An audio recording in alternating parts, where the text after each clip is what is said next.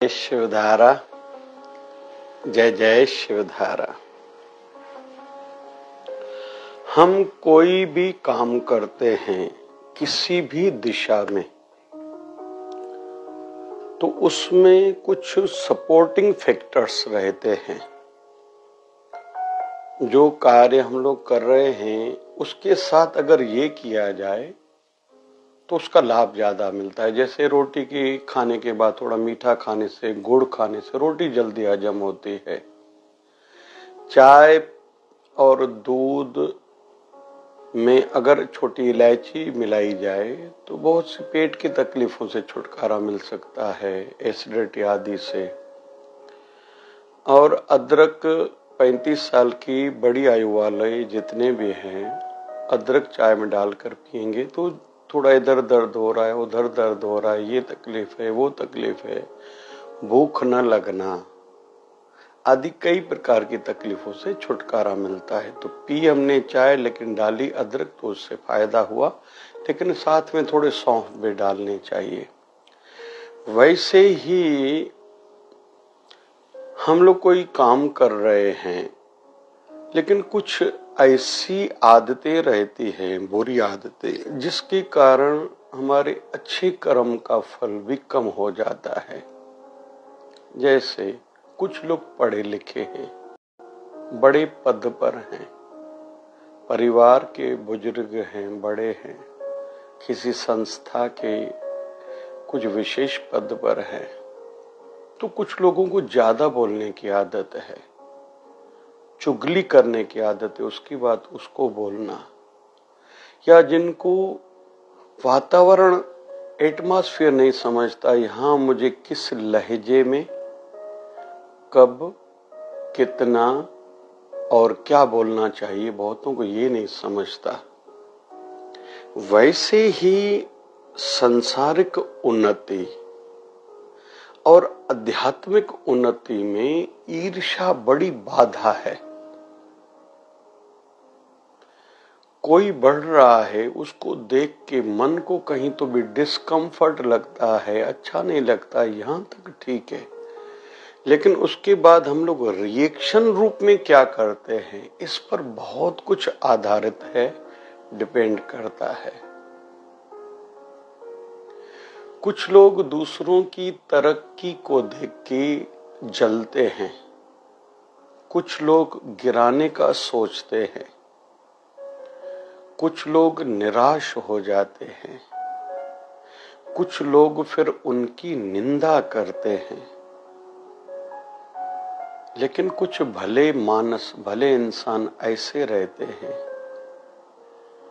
जो उनकी तरक्की को देख के जलन भावना न करते हुए मैं भी आगे बढ़ूं ये सोचते हैं। उससे ज्यादा समझदार वो हैं कि वो उनकी उन गुणों को, क्वालिटीज को देखते हैं जिनके कारण वो प्रगति कर रहे हैं। वो गुण खुद में अपना के खुद को भी ऊपर उठाते हैं। और आध्यात्मिक दृष्टि से देखें तो हम लोग जैसे किसी बीच में खड़े हैं, इधर कोई ऐसा व्यक्ति जो हमसे बढ़ता जा रहा है, इधर व्यक्ति कोई ऐसा है जो हमसे थोड़ा कम है, तो दोनों को एक रूटीन मानता है। अपने काम पर फोकस करते हुए, अपनी मंजिल की ओर ध्यान करते हुए मेहनत को बढ़ाते जाते हैं, काम करते जाते हैं। और आध्यात्मिकता में जो उन्नति कर चुके हैं, ना कोई बैरी ना है बेगाना, सगल संग हमको बनाई। मेरा कोई पराया नहीं है, बेगाना नहीं है, हमारा सबके साथ रिश्ता है। और उससे भी ऊपर अवस्था रहती है, सब गोविंद है, सब गोविंद है, गोविंद बिन नहीं कोई। तो रिएक्शन हमारा क्या था, इस पर हमारा फ्यूचर, भविष्य आधारित है। आइए अभी एक आध्यात्मिक कथा सुनते हैं। एक बार भगवान नारायण माँ लक्ष्मी चरण दबा रही हैं, क्षीर सागर में, वैकुंठ में, योग निद्रा में हैं, ध्यानस्थ हैं। माँ लक्ष्मी की नजर गई कि भगवान के श्रीमुख पर एक बढ़िया सी मुस्कुराहट है, प्रसन्नता वाली। माँ लक्ष्मी को अच्छा लगा और ऐसा होना चाहिए, दूसरों को खुश देख के खुश होना चाहिए।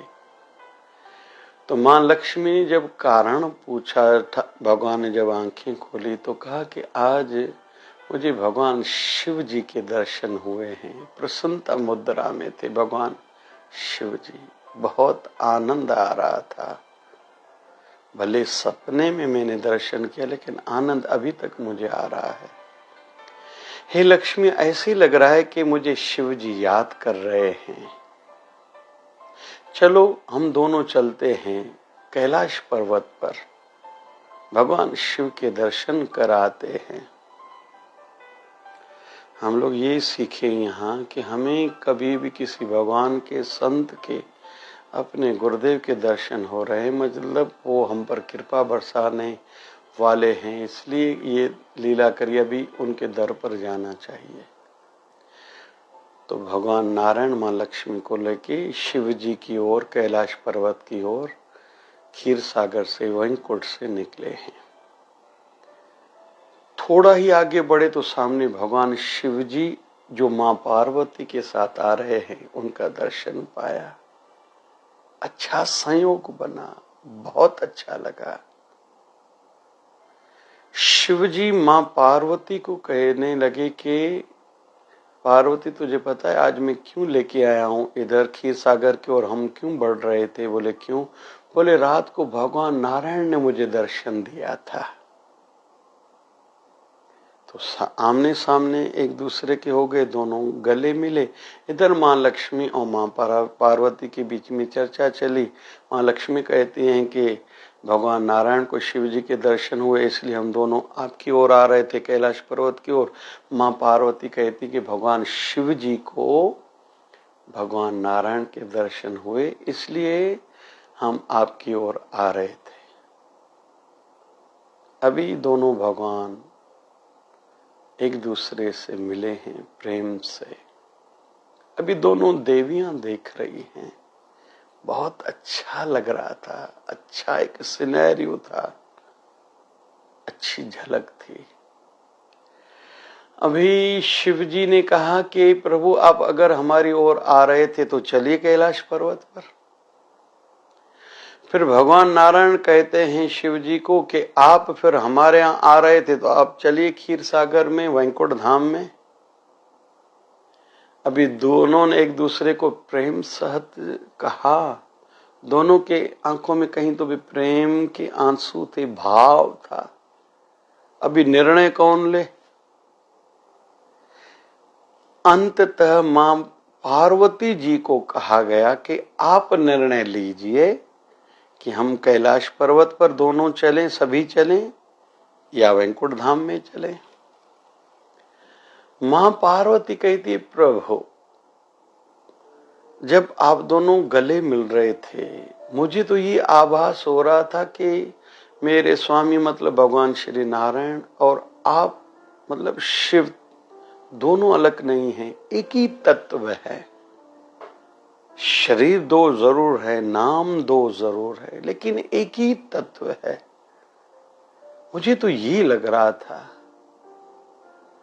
और मुझे तो ऐसे लग रहा है कि संसार में जो भगवान नारायण को पूजे, शिव जी को ना पूजे, या शिव जी को पूजे भगवान नारायण की निंदा करे, तो जैसे उसने अपने इष्ट की, मतलब जिसने शिव जी की निंदा की और नारायण भगवान की उपासना की, जैसे तो उसने निंदा भी नारायण भगवान की और पूजा जैसे नारायण की भगवान की नहीं, क्योंकि ये दोनों अलग तत्व है नहीं।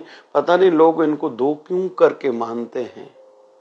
और ऐसे लग रहा है जो शिव जी को पूजता है, मुझे लग रहा है उसने नारायण भगवान की भी पूजा जैसे कर ली, और जिसने नारायण भगवान की पूजा की उसने जैसे शिव जी की भी प्रसन्नता, कृपा पा ली, क्योंकि आप दोनों एक ही हो।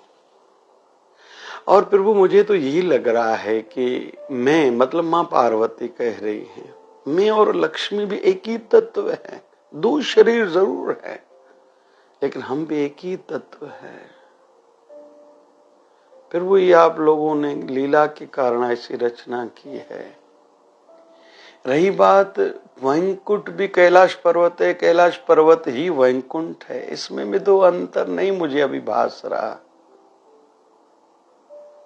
तो आपने दोनों ने जो प्रश्न किया, मैं कहूंगी मैं अपने स्वामी मतलब शिव जी के साथ कैलाश पर्वत पर जा रही हूं और मां लक्ष्मी के साथ प्रभु मतलब नारायण भगवान आप क्षीर सागर में वैकुंठ में जाइए, क्योंकि वैकुंठ भी है और कैलाश पर्वत भी है, और कैलाश पर्वत भी है, वैकुंठ धाम भी है, दोनों में अंतर नहीं है। तो मां पार्वती के इस अंतर से शिव जी और भगवान नारायण दोनों प्रसन्न हुए, एक दूसरे को प्रणाम करके अपनी अपनी भारजाओं के साथ अपने अपने लोक की ओर चले गए। तो इस प्रसंग से, कथा से हम लोग ये सीख रहे हैं कि संसार में या अध्यात्मता में ईर्ष्या हृदय में बिल्कुल ना आए, सोच में जलन भावना तो होनी ही नहीं चाहिए। और आयु बढ़ने के साथ विशेष तौर पर आध्यात्मिक व्यक्ति तो ये करता जाए कि सब एक ही है, एक ही तत्व ही है जो विराज रहा है सब में। वेदांत की दृष्टि से, अद्वैत के भाव से संसार को देखिए। और जो ऐसे आध्यात्मिक यात्री है जो कह रहे हैं हमारी अभी वो अवस्था नहीं है, तो उनको बीच बीच में समय समय पर जल्दी जल्दी ये अभ्यास करना चाहिए, ये कण कण मेरे प्रभु हैं। कहीं भी हम लोग बैठ गए, नदी तालाब के किनारे पे, पर्वतों के नजदीक, तो एक एक चीज में आभास करें, ये पत्ता जो हिल रहा है, ये पत्ता भी परमात्मा है। नदी में जो है कहीं तो भी लहरें उठ रही हैं, ये भी मेरे प्रभु ही हैं। पंछियों की चूं चूं भी मेरे परमात्मा ही हैं। फिर कहीं अगर किसी कमरे में हम लोग ध्यान कर रहे हैं तो एक एक वस्तु भी परमात्मा है। फिर कभी कभी यात्रा में निकल जाएं, ट्रेन से खिड़की में देखते हुए मेरे प्रभु कहीं किस लीला में हैं, किसी रेलवे स्टेशन पर मेरे प्रभु किस लीला में हैं, कहीं हंस रहे हैं, कहीं गुस्सा कर रहे हैं, कहीं किनारे में शांति से बैठे हैं, कभी निर्लेप अवस्था में हैं, कभी प्रवृत्ति मार्ग में हैं। एक ही व्यक्ति कई लोगों को चीजें बेच रहा है। तो ये अभ्यास बढ़ाना चाहिए।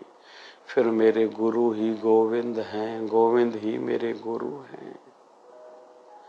फिर अपने अंदर में जाया जाता है कि वो कौन है जिसने आंखें बंद करी है, आंखें बंद हैं, अंधेरा है, ये कौन आभास कर रहा है? कौन है जो नाक के माध्यम से अंदर श्वास ले रहा है? ये श्वास भी के कौन है, और श्वास अंदर गया है, ये एहसास भी कौन कर रहा है? फिर श्वास कैसे बाहर आ रही है, ये कौन आभास कर रहा है? श्वास कौन है? हाथों को, पांवों को कौन चला रहा है? कानों के माध्यम से कौन सुन रहा है? जो बैठा है बैलेंस बना के डिपेंडेंट पार्ट पर, जिस शरीर के भाग पर हम लोग बैठे हैं, वो कौन है? कौन टिकाए हुए बैठाए हुए है? कौन सोचता है? कौन है जो हजम करा रहा है? कौन है जो हमने मुंह में कुछ खाने की वस्तु डाली पूरे शरीर को पहुंचा रहा है? तो आध्यात्मिक यात्रियों को यह अभ्यास करना चाहिए और लक्ष्य हमारी मंजिल होनी चाहिए।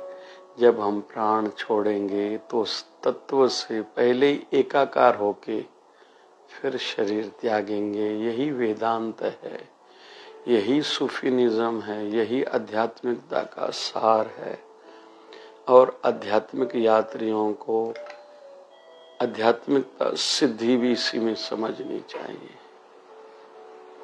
तो विकारों से खुद को बचाएं, अपनी मंजिल पर फोकस करें। जय जय शिवधारा।